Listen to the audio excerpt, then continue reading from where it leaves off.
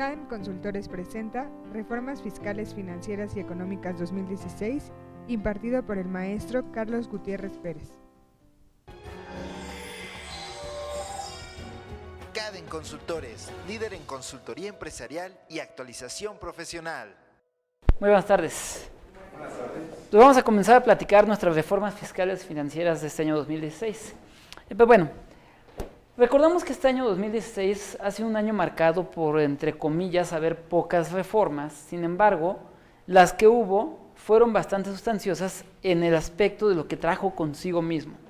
De tal manera de que entonces nosotros encontramos que nuestra reforma realmente se compone por el decreto que se publica el día 18 de noviembre del año de 2015 pasado, donde se publica la Ley de Ingresos de la Federación para el año 2016, la reforma a la Ley del Impuesto sobre la Renta, la reforma a la Ley del IEPS, así como la reforma a la Ley de Participación Presupuestaria y Responsabilidad Hacendaria. Entonces, estas reformas traen consigo una serie de situaciones con las que busca el gobierno federal tratar de incentivar que la economía tenga un mejor desempeño durante este año 2016.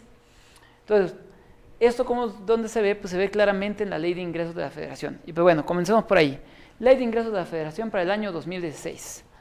El gobierno federal pretende obtener la nada despreciable cantidad de 4.7 billones de pesos de ingresos durante este año 2016, lo cual representa una cantidad de 69 mil millones de pesos más que el año 2015. Para ello, con base en esto, el gobierno federal pretende que el desempeño económico de la economía sea un crecimiento que vaya en un rango del 2.5% al 3.5%, que la inflación esté tasada en un máximo de 3%, así como que bajo este mismo contexto tengamos la situación de que como tal el país crezca. Entonces, bajo este contexto, ¿qué es lo que va a pasar? Se entiende un poquito el aumento de los 69 mil millones de pesos al tenor de lo que es el comparativo de lo que se pretende recaudar por el año de 2016 y lo que se pretendió recaudar en el año de 2015. Aquí claramente al ver a nivel global se ve ese incremento de esos 69 mil millones de pesos, los cuales pues obviamente buscan como tal el tener los ingresos. Sin embargo, ¿qué es lo que nosotros podemos destacar aquí?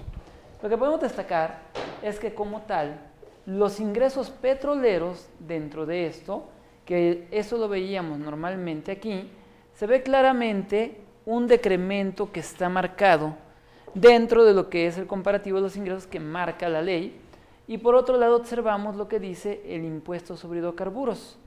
Acá decrementa, mientras acá incrementa. ¿Esto por qué?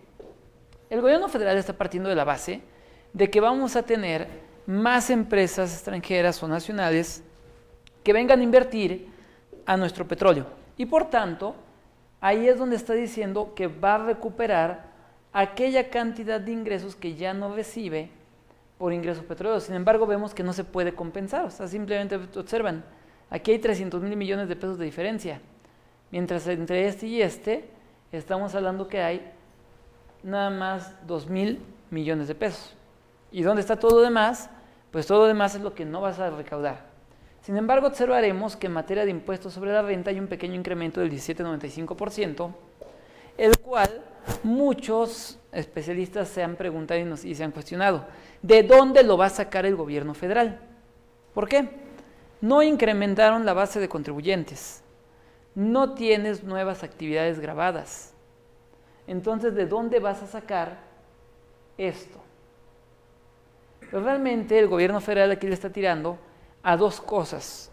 Uno, el impacto de la contabilidad electrónica, que realmente aquellos que empezaron con contabilidad electrónica en el año de 2015, el año 2016 va a ser el año de la verdad. ¿Por qué? Porque van a empezar a revisar ya las empresas con comparativos y van a empezar a determinar tendencias y a determinar diferencias. El segundo punto que aclara el por qué sube el 17.95 va al tenor de régimen de incorporación fiscal y repatriación de capitales. Recordemos que el régimen de incorporación fiscal, para muchos que empezaron en este régimen el 1 de enero de 2014, Ya 2016 es un ejercicio donde tienen que comenzar a pagar impuestos sobre la renta. Mientras la repatriación de capitales, la cual el gobierno federal se está colgando de un milagrito exterior, que se llama Ley FATCA en Estados Unidos. La Ley FATCA en Estados Unidos lo que tiene por finalidad es llevar a cabo como tal una identificación de las personas extranjeras que tengan cuentas e inversiones en Estados Unidos. En este caso, México pues está colgando de las actividades de esta ley y está pidiendo información de todos los mexicanos que tengan cuentas en Estados Unidos. Entonces, ¿qué fue lo que hizo? A través del decreto de reforma fiscal se puso el beneficio de repatriación de capitales, de tal manera que lo que pretende el gobierno federal es que este pequeño incremento de 17% derive precisamente de esos capitales que van a regresar al país y que están dando el beneficio de traerlos, y derive también de lo que corresponderá como tal a lo que es el régimen de incorporación fiscal. Por el lado del IVA y del IEPS, pueden observar que hay un 5% en el IVA, pero en el IEPS hay un 118% de incremento. El IVA, su incremento se explica por dos cosas. Uno, concepto de alimentos preparados para su consumo en el lugar que graban IVA. Recordarán que la ley del IVA eternamente ha dicho que se consideran que son grabados, y eso lo marca el artículo 2 de la ley del IVA, aquellos productos que son preparados para su consumo en un lugar, ¿verdad? Es decir, si yo voy ahorita al puesto ahí enfrente que venden gorditas pensando que estuviera inscrito, por la gordita me tendrán que cobrar IVA. Pero ¿qué pasaba con aquellos productos que ibas, por ejemplo, al súper y comprabas la pizza congelada?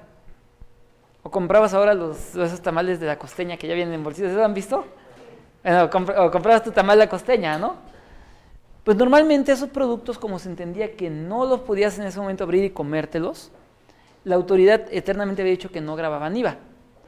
Pero a partir de lo que fue el año pasado, propiamente de lo que fue la tercera modificación a la miscelánea fiscal 2015, dijo, a ver, espérense, sí va a haber IVA sobre estos productos. Y empezó a sacar todo un listado de productos que normalmente no grababan IVA y que después de esta reforma grabarán IVA y nos tienen que cobrar IVA en el supermercado, en el Oxxo o en donde vaya y compre. Por ejemplo, si voy y compro un lonchibón, va a grabar IVA. Voy y compro una sopa Maruchan, aunque compre la sopa ahora sí que seca, y por otro lado compro mi botellita de agua, pues con la pena, va a grabar IVA. Entonces, este es el primer punto que explica el porqué del incremento del IVA. Segundo, régimen de incorporación fiscal. Igualmente, aquellos contribuyentes que empezaron el RIF el 1 de enero de 2014, a partir del primer semestre de 2016 tendrán que comenzar a pagar también una parte proporcional de su IVA. Entonces, de esa manera es que se obtiene este pequeño incremento del 5.42% en el IVA. Y en lo que corresponde al IEPS, el IEPS sí tuvo una reforma y fue al tenor de los centavitos que nos cobran por los combustibles fósiles. Es decir, si tú compras diésel, gasolina, combustóleo, gasavión, coque de petróleo, carbón mineral, etcétera, todos estos que son combustibles fósiles, incrementaron sus tasas de recaudación, de tal manera de que con eso el gobierno federal pretende obtener este incremento de 118% en respecto de lo que era alrededor de lo demás. Sin embargo, también esto va de la mano de esto, por eso es que estos dos brincan sobre todos los demás. ¿Por qué brincan sobre todos los demás? Porque estamos hablando de que tenemos que en la medida que las personas que están explotando hidrocarburos la vayan obteniendo, pues van a tener que ir pagando también IEPS sobre los mismos, ¿verdad? Entonces, por eso dice, si incremento acá el 84, pues arriba forzosamente va a incrementar arriba del 84%, ¿verdad? Entonces, estas cosas son las que llevan a cabo como tal la explicación de dónde pretende el gobierno federal a gran total obtener este 1.47 más respecto al año anterior, amortizando cuestiones particulares como la de las transferencias, subsidios y ayudas, así como los ingresos derivados de financiamientos. Ahora, y precisamente bajo este tenor de ideas, techo de endeudamiento para el año 2016. El techo de endeudamiento que se autoriza al gobierno federal es de 527.900 millones de pesos. Para esto, representa un 7.91% menor que del año 2015, en donde fue de 573.693 mil millones de pesos. Entonces, para esto, aquí el problema no es que se haya como tal disminuido el monto a endeudarse. Digo, se le puede aplaudir al gobierno federal que con un escenario económico como el que tiene, en donde bajan los ingresos petroleros, tienes un dólar que está subiendo y aún así digas, le bajo a lo que me voy a endeudar, pues suena positivo. Sin embargo, el problema no es que lo bajó, el problema es cuánto se ha endeudado el gobierno federal. Si ustedes ven lo que se ha endeudado el gobierno de Peña Nieto, de que entró al cierre de 2015, estamos hablando de que en estos 3 años se ha endeudado en cerca de 1.6 billones de pesos, 1.600 millones de pesos. Entonces, este 1.6 billones de pesos es superior a lo que se endeudó Vicente Fox en todo el sexenio. Cuando Vicente Fox fue presidente, en todos sus sexenios se endeudó con 1.4 billones, en todo el sexenio. Felipe Calderón en todos sus sexenios se endeudó con 1.8 billones de pesos. Entonces, si Peña Nieto sigue con esta tendencia, estamos hablando de que el país va a terminar endeudado en cerca de 3.200 millones de pesos, es decir, 3.2 billones de pesos.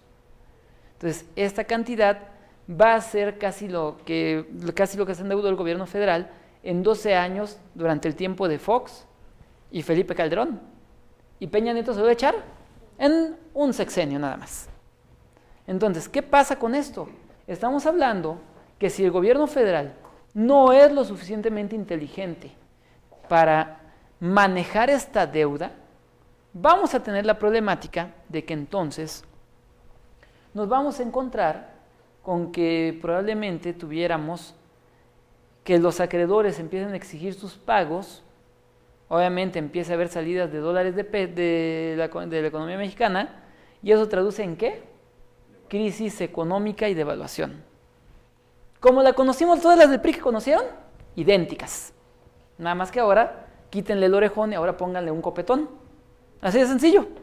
Entonces, esa situación es lo que tienen que cuidar. Entonces, perspectiva económica. Si no tienen necesidad en su empresa o ustedes de pedir créditos, de preferencia no los pidan. Pero si ya tienen un crédito o ya están en trámite de pedir uno, entonces pídanlo a un plazo no mayor de 3 años, para que no les pegue en su momento subidas de tasas de interés, entre otras cosas. ¿Vale? Entonces, mucho cuidado con esos detalles. Ahora, en cuanto a la recaudación participable, la recaudación de los 4.7 billones que platicamos que pretende obtener el gobierno federal, se le va a participar a los estados el monto de 2.4 billones de pesos. Es decir, que con esto se le va a repartir a los 32 estados de la República. Y ahora sí está bien dicho 32, ¿verdad? Sí. A los 32 estados de la República. Entonces, ¿qué va a pasar aquí? Estamos hablando de que entonces con eso le van a dar a cada estado. Sin embargo, recuerden que hubo una reforma al artículo 70 de la Ley de Responsabilidad Hacendaria y Participación Presupuestaria. Esta reforma que vino con este mismo decreto nos dice algo muy, muy importante. Dice, ahora los estados de la República, para participar en la recaudación participable, ya no será por eficiencia tributaria, sino que ahora será por número de habitantes. Es decir, el gobierno federal dividió estos 2.4 billones entre los 117 millones de mexicanos que somos y dio la cantidad de 45.800 pesos por habitante. Es decir, que con esos 45.800 pesos el gobierno estatal le tiene que dar a cada uno de sus ciudadanos seguridad pública, servicios, mantener la estructura administrativa pública y entre otras cosas. Entonces, con 45.800 pesos va a ser Contador, ¿cuánto se gasta usted de comida en el año? Un promedio de 60 pesos diarios multiplicado por 360, bueno, menos, más o menos. Pero bueno, más bien dicho, creo que planteé mal la pregunta. Más bien la pregunta sería, de lo que usted gana, ¿cuánto es la cantidad que destina en total para alimentación suya y de su familia? Pues mensualmente destino para los alimentos como unos 3,000 pesos.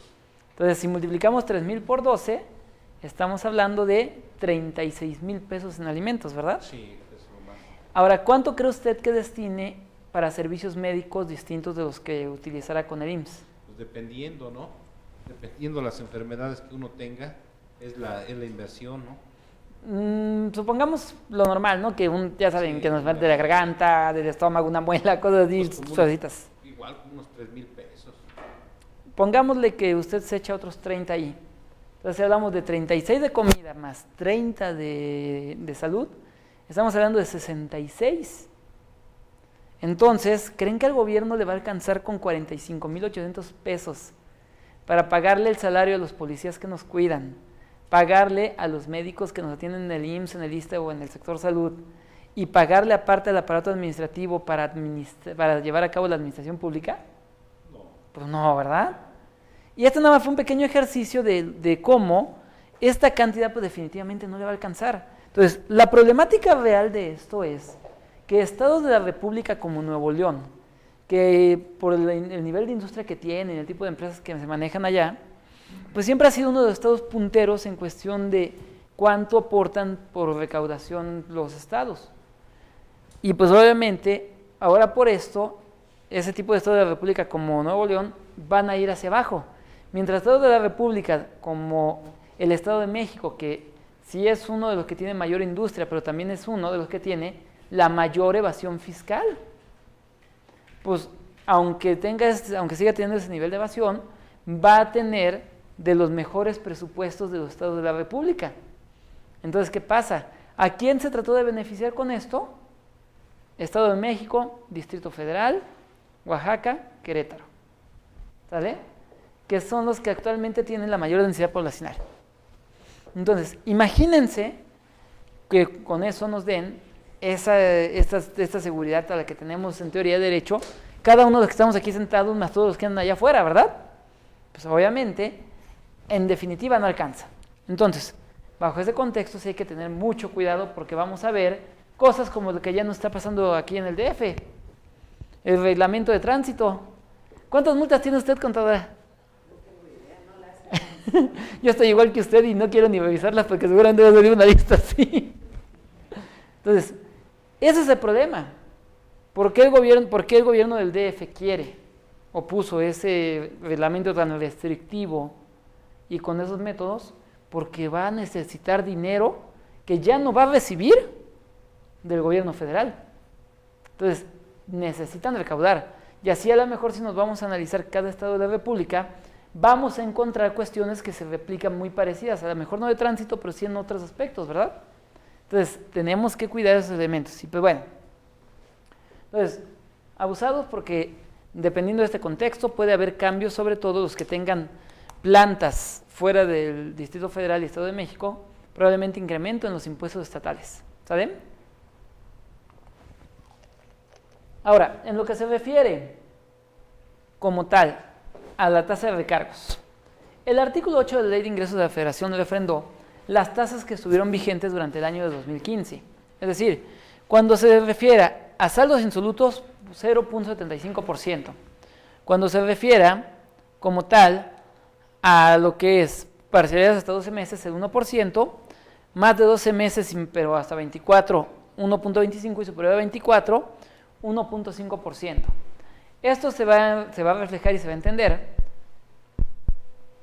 que entonces la tasa de recargos que ustedes van a tener que pagar, si es que se trazan en pagar sus impuestos, será del 1.13 que ustedes conocen. ¿Cómo? Recordemos, el artículo 21 del Código Fiscal de la Federación.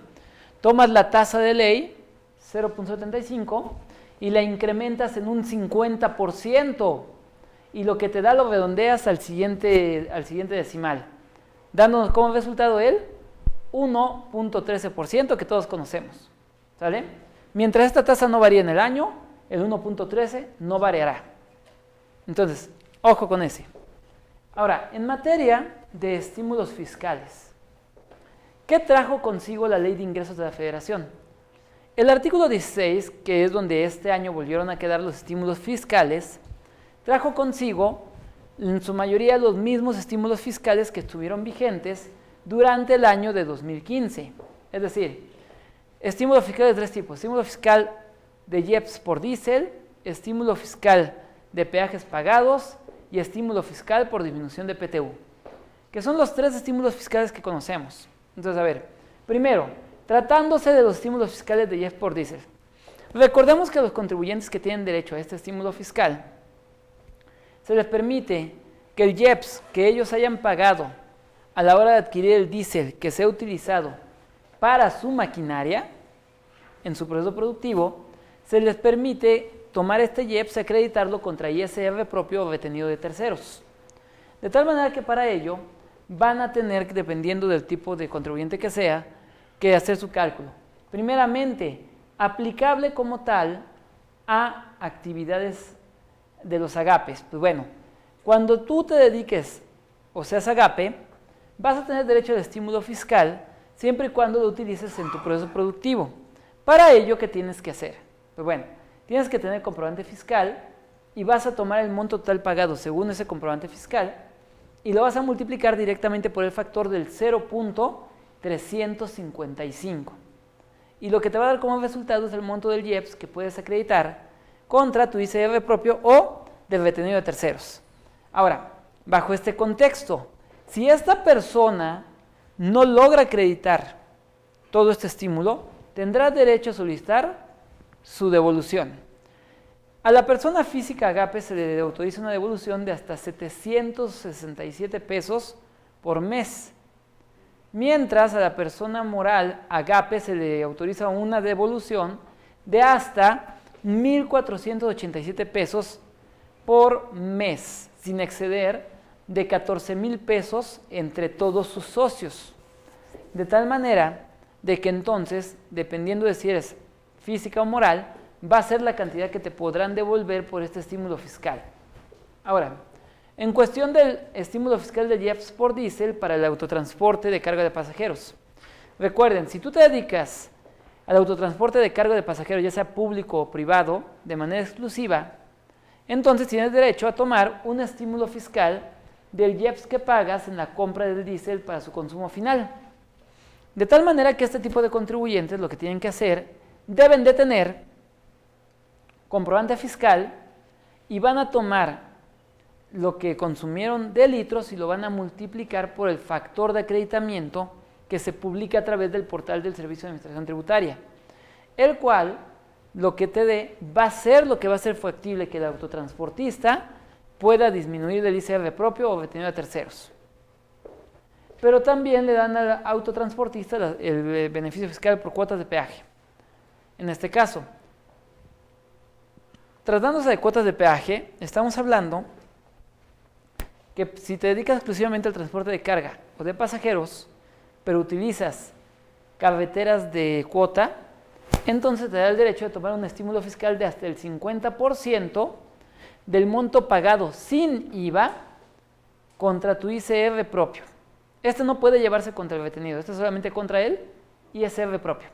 De tal manera... Perdón. Sí. ¿El de arriba sí es con los dos? Sí, contador. El de arriba se puede llevar contra el ISR propio o contra el retenido de terceros. Exactamente. Y el de acá abajo nada más propio. ¿Sale? De tal manera, contadores, que para que tú tengas derecho a este tienes que cumplir 3 requisitos, que estos los vamos a encontrar en la resolución miscelánea fiscal, en la regla del capítulo 9. ¿Sale? Debes de tener pagadas los peajes con medios electrónicos, es decir, llámese llave, Televía, Viapaz, o con tarjeta de crédito o tarjeta de débito.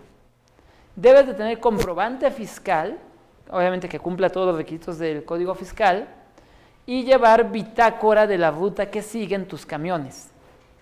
De tal manera de que entonces con base en esto, tú vas a tener como resultado que vas a poder tomar este estímulo fiscal aplicable contra el ISR propio, nada más, ¿de acuerdo? Entonces, ojo, nota importante, a excepción de este que está aquí, todos los demás estímulos, si los tomas, no se consideran ingreso. Sin embargo, si tomas el estímulo de cuota de peaje, el monto que tú te acredites al siguiente mes aquel que tú ya lo hayas acreditado, lo debes de considerar un ingreso acumulable para fines de impuestos sobre la renta. ¿Sale? Mucho cuidado nada más con ese detalle de este en particular. Ahora, continuando con los estímulos. Estímulo fiscal de la minería. Si tú eres un minero y lo que vendes como tal, o eres titular de una concesión y vendes como tal sustancias o enajenas minerales, mientras tus ingresos no superen 50 millones de pesos, tienes derecho a tomar un estímulo fiscal consistente en el acreditamiento del monto de los derechos que en términos de la Ley Federal de Derechos pagas al gobierno federal por explotar la minería.